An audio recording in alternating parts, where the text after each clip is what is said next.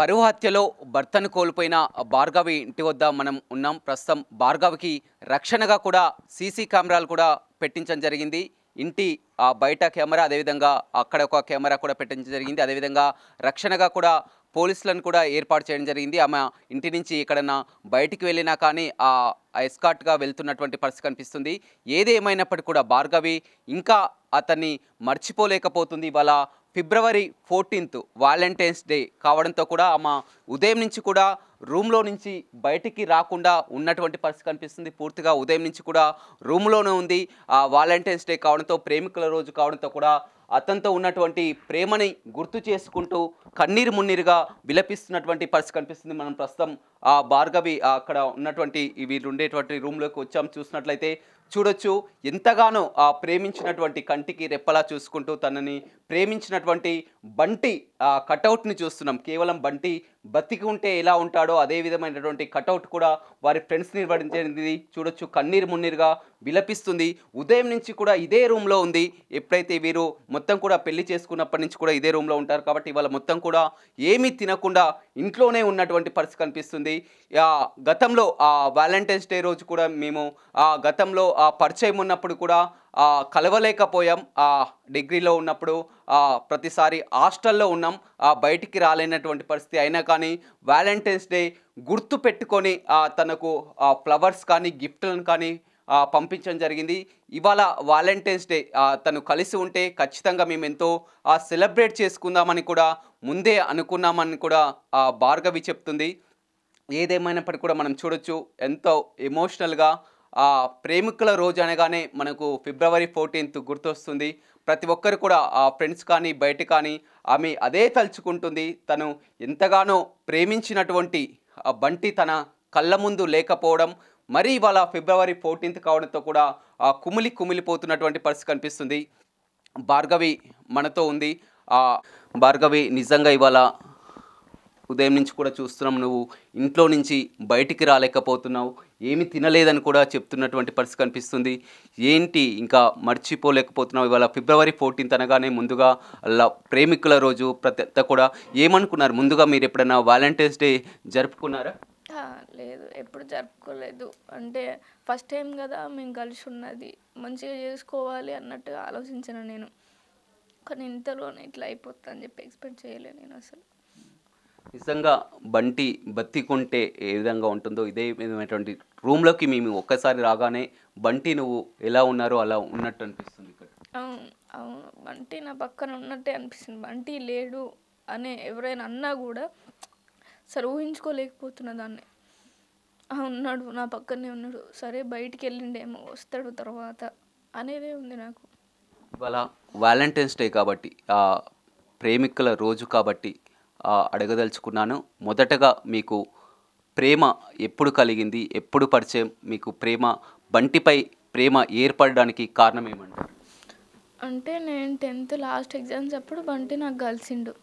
ఎట్లా అదైనా సరే ఇంకా మా అన్నయ్య ఉండే ఒక ఇష్యూ అయితే బంటిని ఇంటికి తీసుకురావడం జరిగింది. అట్లా బంటికి నాకు పరిచయం జరిగింది. బంటి తన ఇష్టం చెప్పిండు. తన ఇష్టం చెప్పి అంత ఫోర్స్ ఏం లేదు, నీకు ఇష్టం ఉంటేనే చెప్పు అని చెప్పి మాట్లాడిన తర్వాత నేను కొన్ని రోజులు టైం తీసుకొని నాకు కూడా ఇష్టమే అని చెప్పి మాట్లాడినా. నేను మాట్లాడితే అట్లా మేము కంటిన్యూ అయ్యింది మళ్ళీ వాళ్ళ. వాలంటైన్స్ డే ఎప్పుడైనా మీరు కలవడం కానీ బయటికి వెళ్ళడం కానీ చేయడం జరిగిందా? లేదు, ఎప్పుడు డైరెక్ట్గా కలవాలి. వాలంటైన్స్ డేకి నేను హాస్టల్లో ఉండేదాన్ని. అట్లా హాస్టల్కి ఫ్లవర్స్ అయినా సరే, చాక్లెట్స్ అయినా సరే పంపించేవాడు. ఈ వాలంటైన్స్ డే ఎలా జరుపుకోవాలనుకున్నారు? ఫస్ట్ టైం మేము ఇద్దరం ఒక దగ్గర ఉన్నాం కదా, చాలా ప్లాన్ చేసుకున్నాం మంచిగా చేసుకోవాలి అని చెప్పి. అనుకున్నారా ఇట్లా? అనుకున్నాం. బంటి ఏం సర్ప్రైజ్ ఇద్దాం అనుకున్నా తెలియదు కానీ మేమైతే నార్మల్గా మాట్లాడుకున్నాం. వాలంటైన్స్ డే వస్తుంది కదా, ఏమి ఇస్తావు ఏంది అని చెప్పి మాట్లాడుకున్నాం మేము. ఎప్పుడు సర్ప్రైజ్ ఇచ్చేదా? ఎప్పుడు కూడా ప్రతిసారి? అవును అవును, నా బర్త్డే అప్పుడు కూడా సర్ప్రైజ్ ఇచ్చిండు. నా బర్త్డే అప్పుడు ఇంకా బంటి వస్తాడని చెప్పి నేను అనుకోలేదు. నేను హాస్టల్లో ఉన్నా, పర్మిషన్ తీసుకొని మాట్లాడి నన్ను బయటికి తీసుకెళ్ళి సర్ప్రైజ్గా గోల్డ్ రింగ్ పెట్టిండు అప్పుడు నాకు.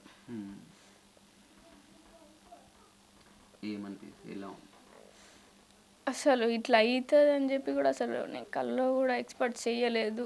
మంచిగా ఉంటుంది మా లైఫ్ తర్వాత అయినా మా పేరెంట్స్ ఒప్పుకుంటారేమో అనుకున్నా కానీ ఇంత దారుణంగా వాళ్ళే చేస్తారు అని చెప్పి అనుకోలేము మేము కూడా. ఇప్పుడు పూర్తిగా ఇంటి బయట సీసీ కెమెరాలు పెట్టడం జరిగింది. పోలీసు రక్షణగా ఉన్నారు.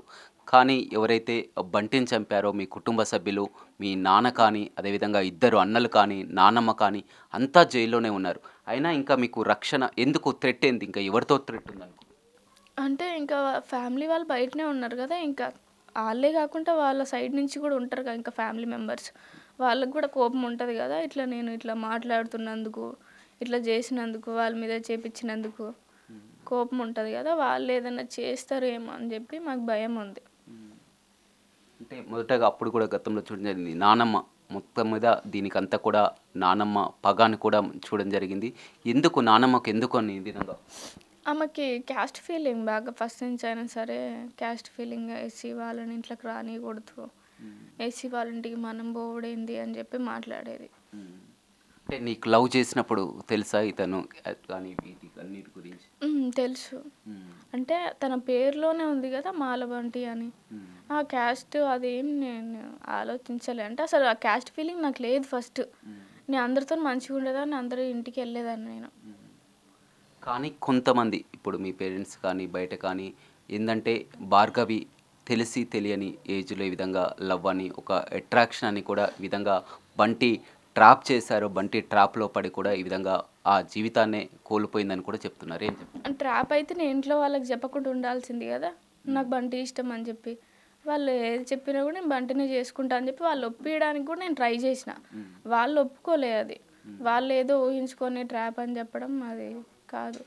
అంటే నువ్వు ఒక్కగానొక్క కూతురువి, ఇద్దరు అన్నయ్యలు, మా చెల్లె బాగుండాలి, అదేవిధంగా మా కూతురు బాగుండాలి అని మీ నాన్న ప్రతినిత్యం కూడా నీకు ఒక మంచి సంబంధాన్ని, ఒక పోలీస్ సంబంధాన్ని తీసుకురావడం జరిగింది.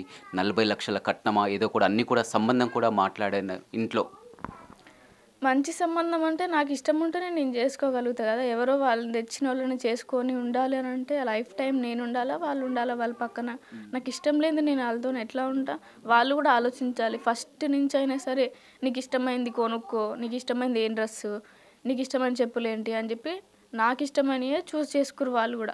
సరే ఈ లైఫ్ టైంకి వచ్చిన తర్వాత ఎందుకు మీ ఇష్టాన్ని చేసిరు ఫస్ట్ నుంచి? మరి అట్లా మీ ఇష్టమే ఉండి మీ ఇష్టమైనవే కొని చెప్పిండ్రు ఫస్ట్ నుంచి, మరి నా ఇష్టం ఎందుకు చేసిండ్రు? ఇప్పుడు కూడా వాళ్ళు కూడా ఆలోచించాలి. ఎందుకంటే అబ్బాయిని ఇష్టపడుతుంది కదా, మరి ఎట్లా ఇష్టపడుతుంది ఏంది, మరి అబ్బాయి బ్యాక్గ్రౌండ్ ఏంది, ఎలా ఉంటాడు, మరి ఎట్లా చూసుకుంటాడు అని చెప్పి కనుక్కొని అతనితో మాట్లాడి మరి ఏం చేస్తాం అనుకుంటున్నావు, మా అమ్మాయి నిన్ను కావాలనుకుంటుంది కదా అని చెప్పి మాట్లాడినా మరి మీరు ఉద్యోగం ఇస్తారా, అబ్బాయిని ఉద్యోగం చేయమంటారా అని చెప్పి మాట్లాడినా చేసు బంటి ఖచ్చితంగా.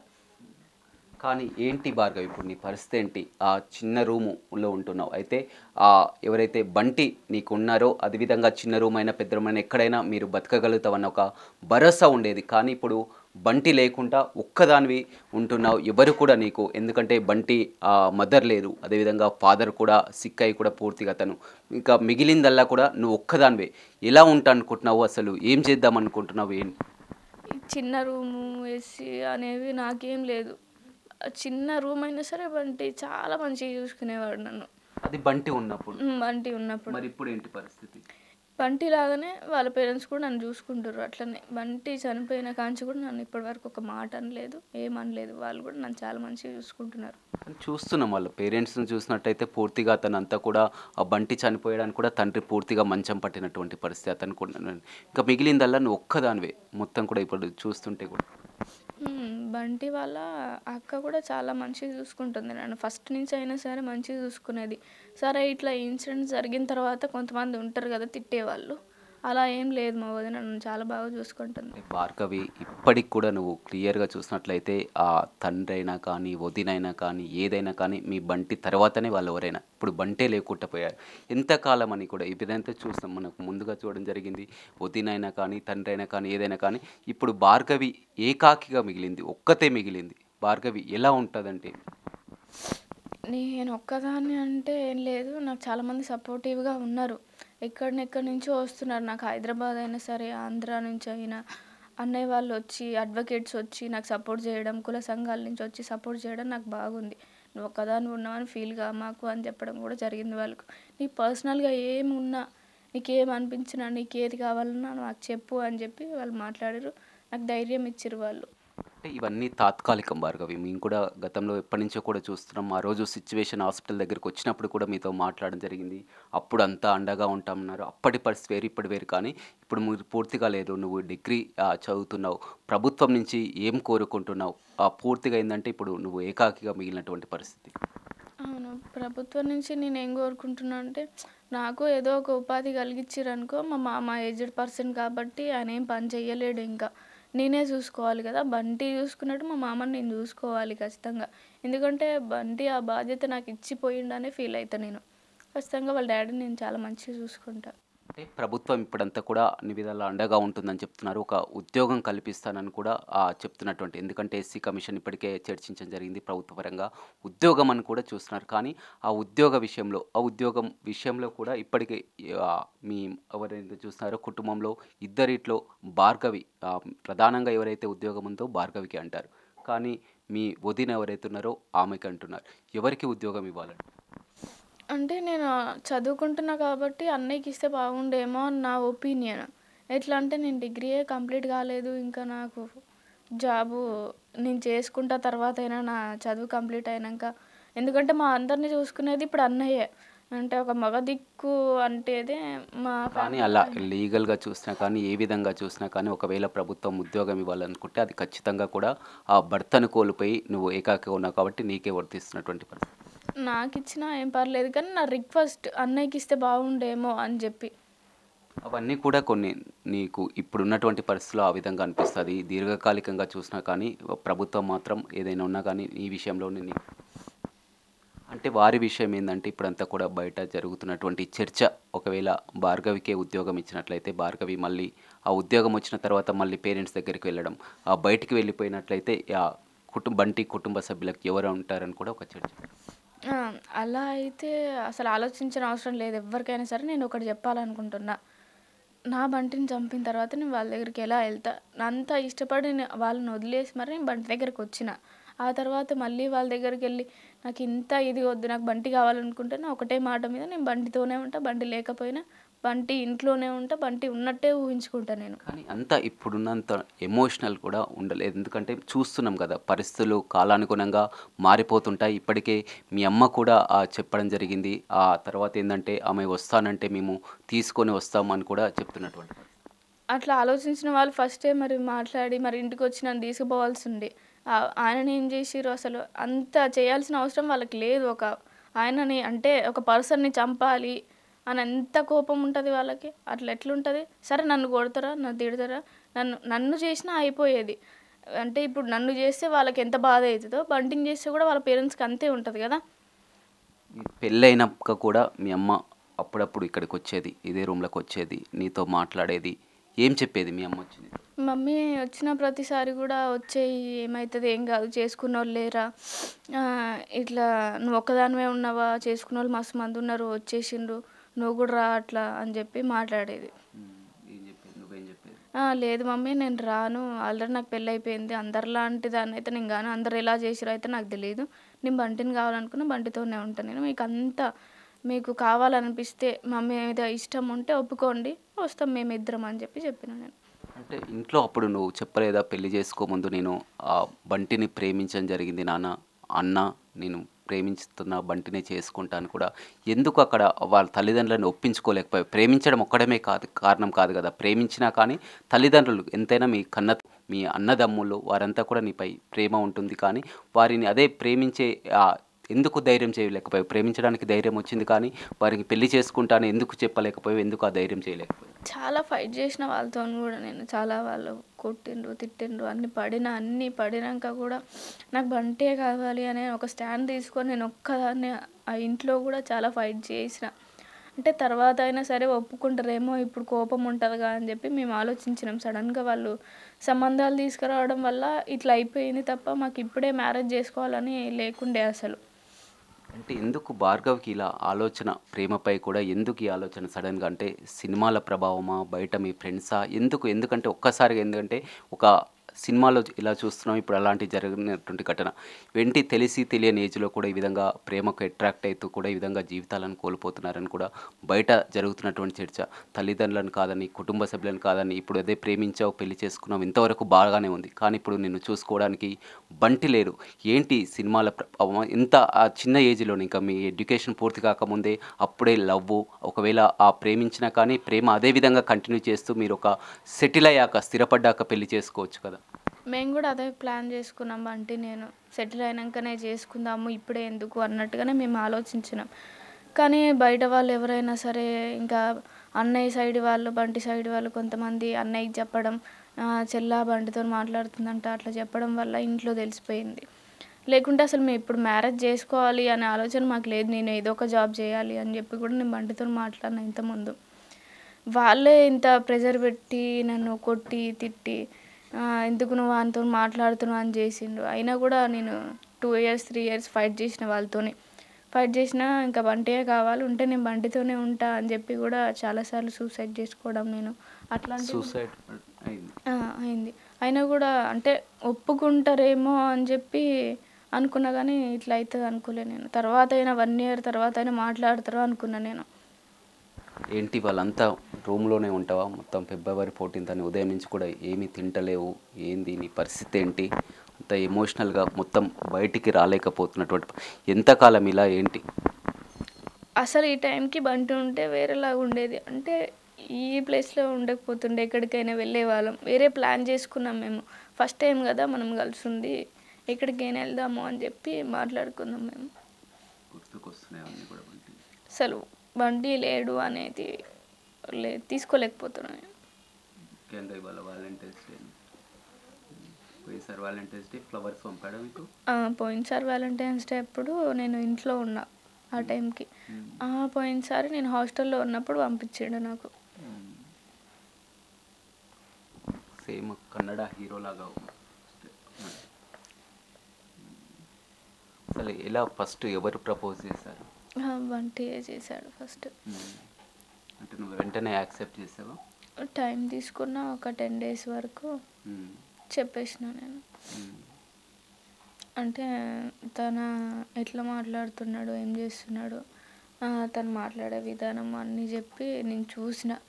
ఇంటికి వచ్చినప్పుడైనా సరే ఎట్లా మాట్లాడడము. అంటే ఎలా అతను వెంటనే నీకు ప్రపోజ్ చేయగానే అసలు తెలుసుకోలేదా బంటి ఏంది, అతను ఏం చేస్తాడు, ఎలా ఉంటారు? తెలుసు, ఆల్రెడీ ఇంటికి వచ్చేవాడు బంటి. అన్నయ్య వాళ్ళతో మాట్లాడేవాళ్ళు. వాళ్ళ ఇంట్లో పాజిటివ్గా మాట్లాడుకుండే మా ఇంట్లో బంటి గురించి.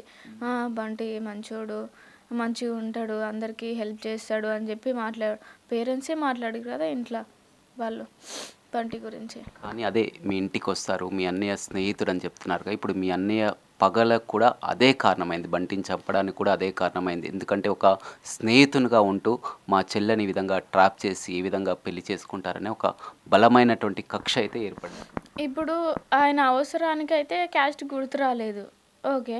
ఇప్పుడు మేము పెళ్ళి చేసుకుంటే ఆయనకు క్యాస్ట్ గుర్తొచ్చింది. ఆ రోజే మరి బంటిని ఇంటికి తీసుకురావాల్సింది, ఇది తీసుకురాకపోతుంటే బాగుండేదేమో. మరి ఆ రోజు క్యాస్ట్ గుర్తు రాలేదా నవీన్కి? ఎట్లా ఇంటికి తీసుకొచ్చి తన అవసరానికి ఇంట్లో కూర్చోబెట్టి అన్నం తిని ఉన్నదాకా కూడా ఆయనకు క్యాస్ట్ గుర్తు రాలేదు. ఈరోజు ఎందుకు గుర్తొచ్చింది మేము పెళ్ళి చేసుకున్న తర్వాత క్యాస్ట్?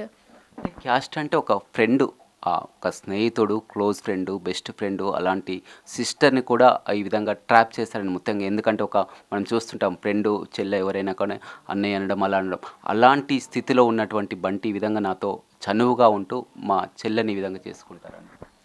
బంటితో నేను ఎప్పుడు మాట్లాడలేదు. ఫస్ట్ టైం బంటి మాట్లాడిన తర్వాత మాట్లాడినా. అంటే బంటి అన్నయ్య మంచిగానే ఉండేవారు, కానీ హెల్ప్ తీసుకుండు బంటిది. ఆ హెల్ప్ తీసుకున్నప్పుడు ఈయనకి క్యాస్ట్ గుర్తు రాలేదా? హెల్ప్లో అయితే క్యాస్ట్ లేదు ఆయనకి. ఇట్లా పెళ్ళి చేసుకుంటేనేమో క్యాస్ట్ గుర్తొచ్చింది. సరే నవీన్ ఒప్పుకుంటే ఇప్పుడైతే మేము చాలా హ్యాపీగా ఉండేవాళ్ళం. ఇట్లా చేస్తే వాళ్ళకి హ్యాపీ లేదు, మాకు హ్యాపీ లేదుగా ఇప్పుడు. సేమ్ మిర్యాలగూడ ఘటన ఏ విధంగా చూసామో అప్పుడు అమృత, ప్రణయ్, ఇప్పుడు బంటి, భార్గవి, ఇద్దరిది కూడా same situation.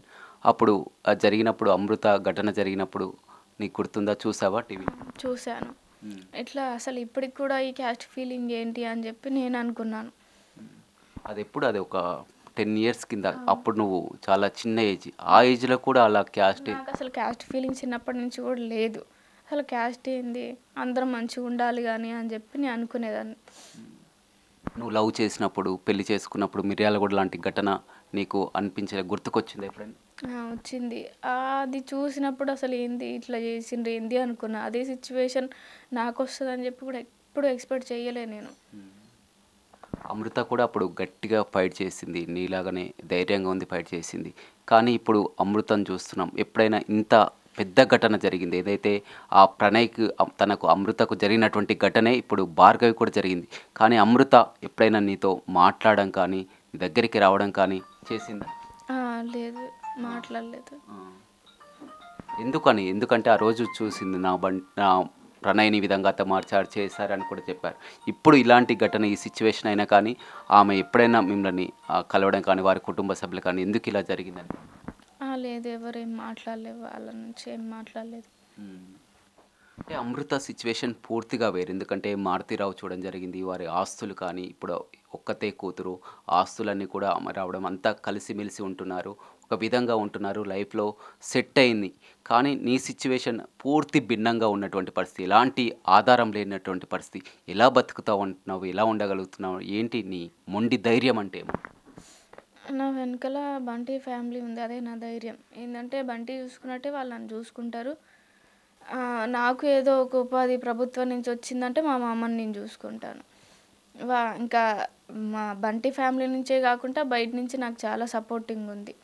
Bunty family complete వేరు. చూసాం బంటి సిస్టర్ ఉందంటే వారిది ఒక కుటుంబం. వారు కూడా సెట్ కావాలన్నా వారి బతకడానికే వారికి సరిపోలేనటువంటి, అందులో మళ్ళీ ఇప్పుడు నిన్ను చూసుకోవడం, పోషించడం వీరంతా కూడా మనం అనుకున్నట్లు జరగని పని. అంటే నేను చెప్తున్నా కదా, అంటే సపోర్టింగ్ అంటే నువ్వు ఇట్లా చెయ్యి అట్లా చెయ్యి అని చెప్పడానికి సిద్ధంగా ఉన్నారు వాళ్ళు.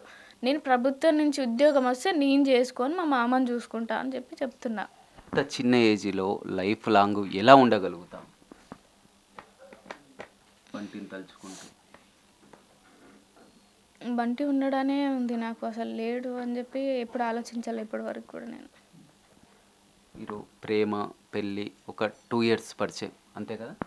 3 ఇయర్స్ 3-4 ఇయర్స్ 3 ఇయర్స్ 3-4 ఇయర్స్ ఆ పరిచయం, ప్రేమ, పెళ్ళి ఇవన్నీ కూడా ఒక 3-4 సంవత్సరాలు. కానీ ఇంకా నువ్వు ఒక 50 సంవత్సరాలు 50-60 సంవత్సరాలు కూడా బతకాల్సి ఉన్నటువంటి పరిస్థితి. చూడొచ్చు ఎంత ఎమోషనల్కు గురవుతుందో. ఇవాళంతా కూడా ప్రేమికుల దినోత్సవం అని కూడా చెప్తున్నటువంటి పరిస్థితి కనిపిస్తుంది. అప్పటికి ఇప్పటికి కొంచెం ఏమైనా మర్చిపోయావు ఆ రోజు ఘటనకి ఈరోజు? లేదు, అసలు పడుకున్నప్పుడు కూడా బంటే గుర్తొస్తుండు, నిద్ర కూడా పోవట్లేదు. అసలు మర్చిపోలేను. అంత మంచిగా చూసుకున్నాను బంటే. మీ కుటుంబ సభ్యులంతా కూడా వారు ఎవరైతే మీ జైల్లో ఉన్నటువంటి పరిస్థితి, నాన్న కానీ, 2 అన్నలు కానీ, నానమ్మ కానీ అంతా కూడా జైల్లో ఉన్నారు. ఏంటి వారికి శిక్ష పడాలని?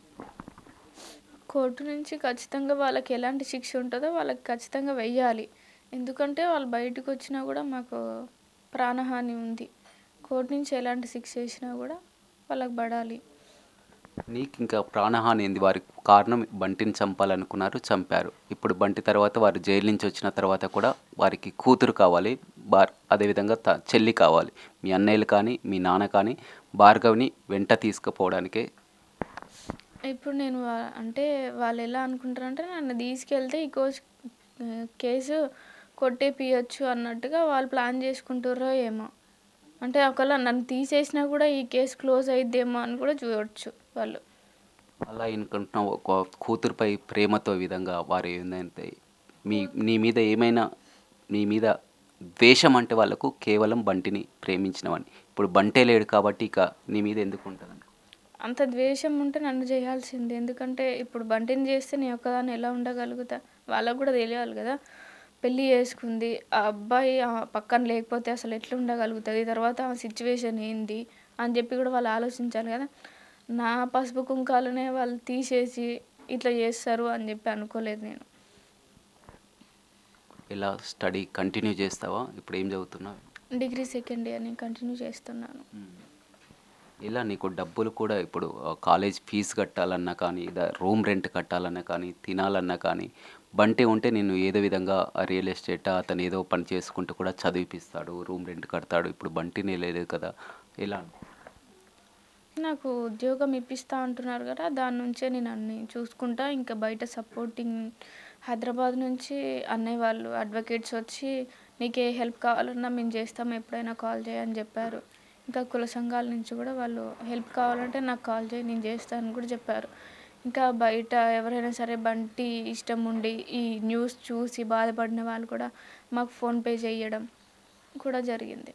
నిజంగా భార్గవి అదే పదే పదే అవుతున్నది. కరెక్టే, మీరు అనుకున్న విషయం కరెక్టే, కానీ కొద్దిమంది మాత్రమే, కొంతవరకే. ఇప్పుడు అడ్వకేట్స్ అయినా కానీ, కుల సంఘాలైనా కానీ, ఎవరైనా అని వచ్చినా కానీ, అసలు నువ్వు ఇప్పుడు మొత్తం ఈ రూమ్లో ఉండాలంటే రెంట్ కట్టాలి, బియ్యం కావాలన్నా కొనుక్కోవాలి, సామాన్ కావాలన్నా కొనుక్కోవాలి, చదువుకోవాలి, ఉండాలి.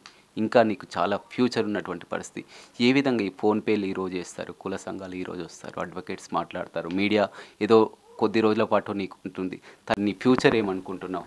కొద్ది రోజుల పాటు చేస్తారు ఎవరైనా సరే, నా లైఫ్ టైం చేయాలంటే ఎవరైనా చెయ్యరు. కొద్ది టైం వరకు వాళ్ళు నాకు హెల్ప్ చేసిన తర్వాత నేను నిలబడగలుగుతా, నాకు అంత ఉంది.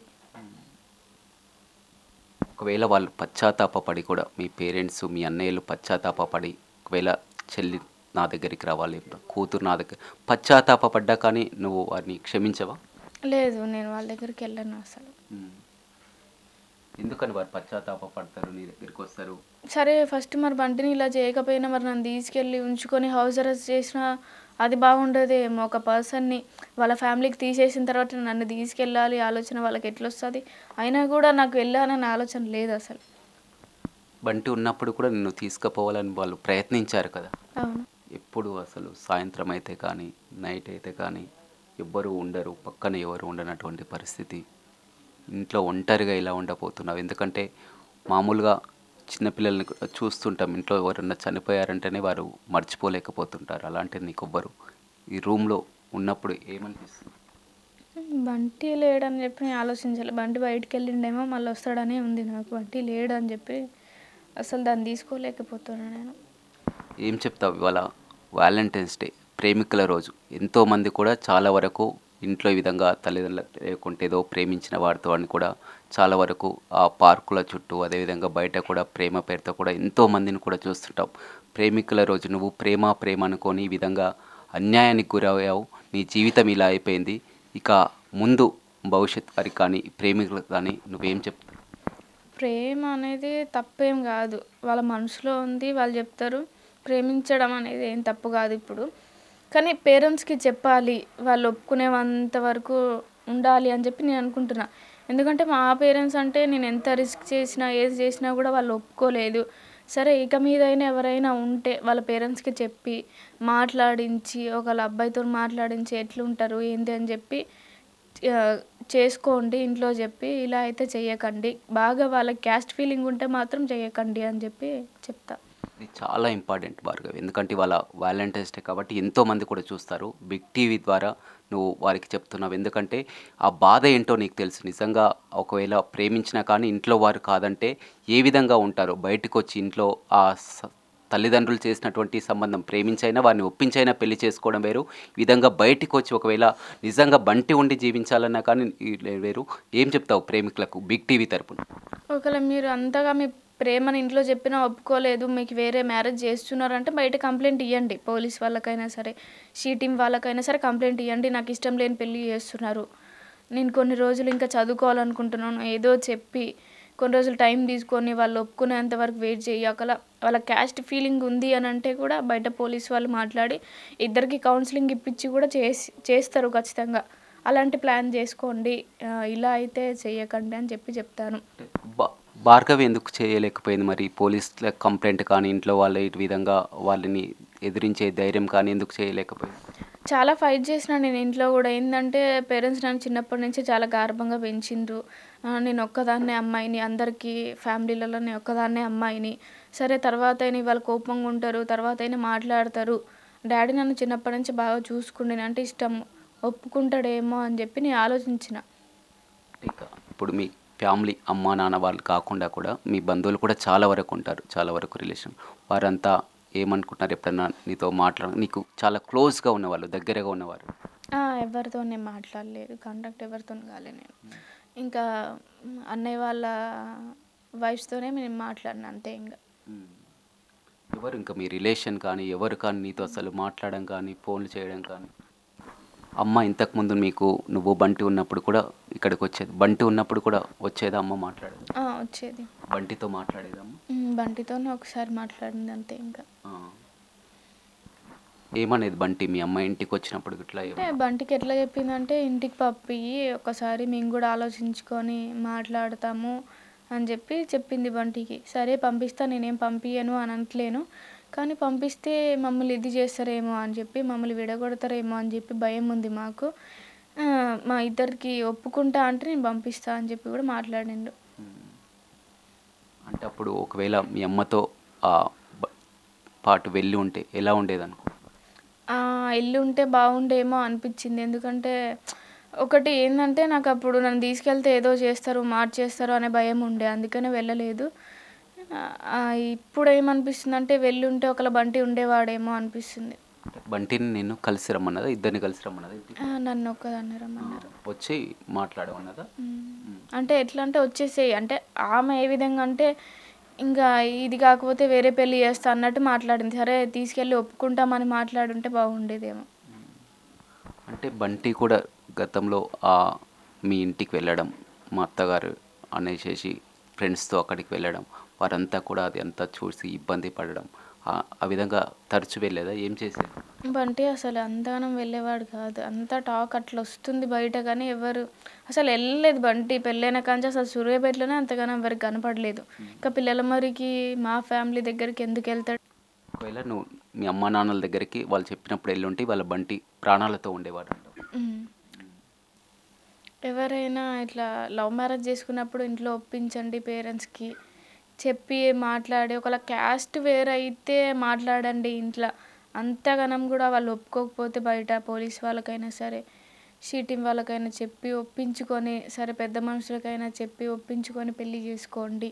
ఇది ఒక్కటే నేను మీకు చెప్పగలను. ఎందుకంటే నా సిచ్యువేషన్ ఇలా అయ్యింది. ఆ బాధ ఏందో ఇప్పుడు నాకు తెలుస్తుంది. అదే వేరే అమ్మాయికి జరగకూడదు ఇలాంటిది అని చెప్పి చెప్తున్నా నేను. కొంతకాలం మీరు పెళ్ళయ్యాక కొంతకాలం ఇక్కడ సూర్యాపేటలో కాకుండా ఎక్కడైనా దూరంగా ఉండి, ఎందుకంటే మనం చాలా వరకు లవ్ మ్యారేజ్ని చూస్తాం, ఎంత కూడా ఇప్పుడున్నటువంటి పరిస్థితి అప్పుడు ఉండదు, కానీ ఒక సంవత్సరం పాటు హైదరాబాదు ఎక్కడైనా బయట ఉండి వారికి కనపడకుండా ఉంటే ఈ విధంగా జరిగి ఉండేది.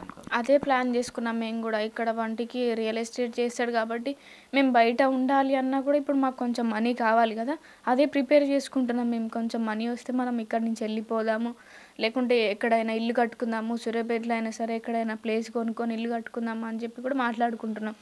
ఆ వేళ ఉండబంటి బైర్ మహేష్ రాగానే ఆ ఫ్లాటు ఇది అని చెప్పంగానే సరే మనకు ఫ్లాట్ వస్తుందేమో అని చెప్పి అట్లా అయిపోయింది. కానీ బంటి ఇట్లా చేస్తారని చెప్పి ఎక్స్పెక్ట్ చేయలే బంటి కూడా. వాళ్ళు ప్రభుత్వం ముందుగా మీకు ఆర్థిక సాయం అందించినట్టు 4 lakhs ఇచ్చారు. ఎవరి పేరు మీద ఇచ్చారా? అంటే మా ఫ్యామిలీకి ఇచ్చారు, నా పేరు మీద ఇచ్చారు, కానీ నాకు అకౌంట్ లేదు. ఇంకా మా అమ్మాయి అకౌంట్లో వేయించిన. ఏం చేద్దాం అనుకుంటున్నావా 4 లక్షలు? లేదు, ఇంకా దాన్ని అలా ఉంచేసి తర్వాత మా ఫ్యామిలీకి ఏదైనా అవసరం ఉంటే దానికోసం అట్లా ఉంచుదామని చెప్పి ఉంచాం. ఇంకేమైనా ఉన్నాయా బంటి నీ కోసం కానీ చేయించినవి కానీ డబ్బులు కానీ? ఎందుకంటే ఇవి అడగాల్సినటువంటి ప్రశ్నలు కాదు, కానీ నువ్వు ఎలా ఉంటావు అనేసి నీకోసం. బయట ఉంటాయి కొన్ని, ఫ్రెండ్స్కి ఇచ్చే ఉంటాడు, కానీ అంటే ఫ్రెండ్స్ మీద నమ్మకంతో బయట ఫ్రెండ్స్కి ఇచ్చిండు, కొంత మనీ ఇచ్చిండు.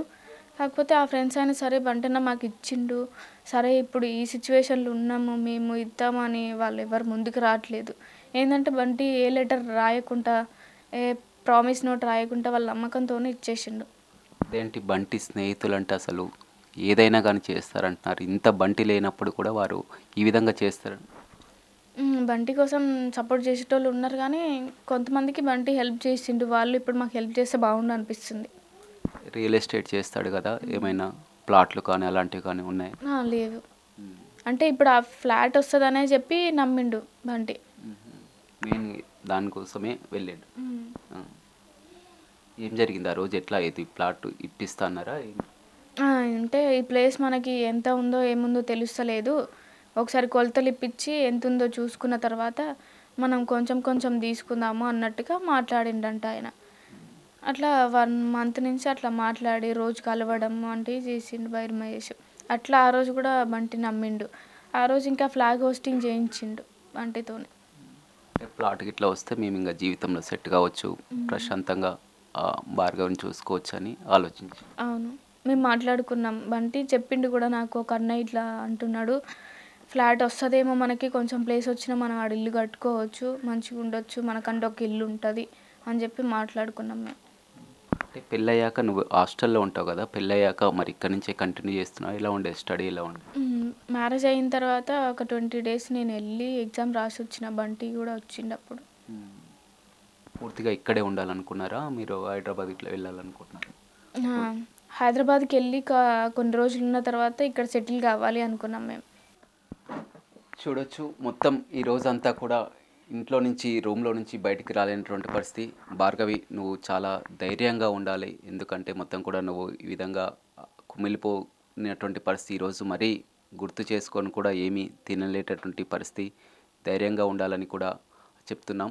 ఏదేమైనప్పటికీ కూడా చెప్తుంది పూర్తిగా ఇవాళ ప్రేమికుల రోజు కాబట్టి కూడా ప్రేమికులకు కానీ ఒక మెసేజ్ అయితే ఇస్తుంది, బిగ్ టీవీ ద్వారా ఒక మెసేజ్ ఇస్తుంది. ఎవరు కూడా నాలాగా ఈ విధంగా ఇబ్బంది పడవద్దు. ఒకవేళ మీరు లవ్ చేశారంటే ధైర్యంగా ఇంట్లో చెప్పండి, వారిని ఒప్పించండి. ఒకవేళ బలవంతంగా పెళ్లి చేస్తానంటే ఆ షీ టీమ్ కానీ పోలీసులకు కానీ కంప్లైంట్ చేయండి. కానీ పూర్తిగా ఆలోచించిన తర్వాతే ఒక నిర్ణయం తీసుకోండి. ఏదేమైనా ఆ బాధ ఎలా ఉంటుందో, ఆ పెయిన్ ఎలా ఉంటుందో, ఆ నరకం ఎలా ఉంటుందో చూస్తున్నాను. ఈరోజు వాలంటైన్స్ డే కాబట్టి బంటి ఉంటే ఎన్నో కలలు కన్నాం, ఎక్కడికో వెళ్దాం అనుకున్నాం, కానీ వాళ్ళ బంటి లేని లోటు నిజంగా తీరందని చెప్పవచ్చు. భార్గవి ఈ విధంగా ఒంటరి అయిపోయింది, రూమ్లో పూర్తిగా ఒంటరి అయిపోయినటువంటి పరిస్థితి కనిపిస్తుంది. ఇంకా For more videos like this, subscribe Big TV channel.